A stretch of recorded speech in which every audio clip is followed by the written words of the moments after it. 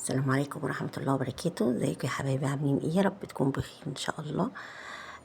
كنت عايزة اقول لكم حاجة سريعة كده، فيديو سريع بنزله لكم عشان خاطر اقول لكم اني لازم نصيحة لأي ست بيت: اوعي تتغري بفلوس اللي معاكي. اوعي تقولي ان بكرة انا معايا فلوس مش هشيل، هصرف، هجيب كل اللي انا عايزاه، هجيب حاجات، تجيبي حاجات ملهاش لازمة.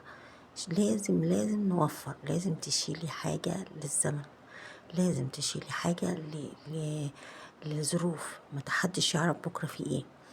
اوعي تقولي كده، اوعي تقولي انا معايا فلوس وهتبقى كتير ويعني مش محتاجة، لا انا مش هشيل، لا مش هوفر. لازم تشيلي حاجة من الفلوس دي على جنب. اوعي تصرفي كل فلوسك. هتيجي في يوم تلاقي الزمن ملوش امان. الحاجة بتغرك شكل الفلوس وتقول انا معايا فلوس كتير، وبعد كده كله بيروح.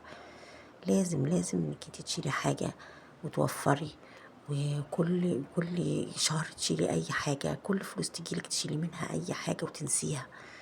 ده صدقيني، ده هتعرفي قيمته لما تيجي في يوم يحصلك ظروف وتلاقي الفلوس اللي كانت معاكي كلها آه مش موجودة، وهتحتاجي لها جدا، وهتقولي الحمد لله ان انا شلت اليوم ده.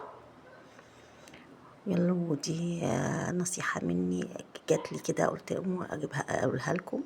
ولو كنت بتتفرجي عليا لأول مرة، يا ريت تدوسي على الاشتراك، وتدوسي على لايك، وتدوسي على زر الجرس وتدوسي على كلمة الكل عشان يوصلك مني كل جديد.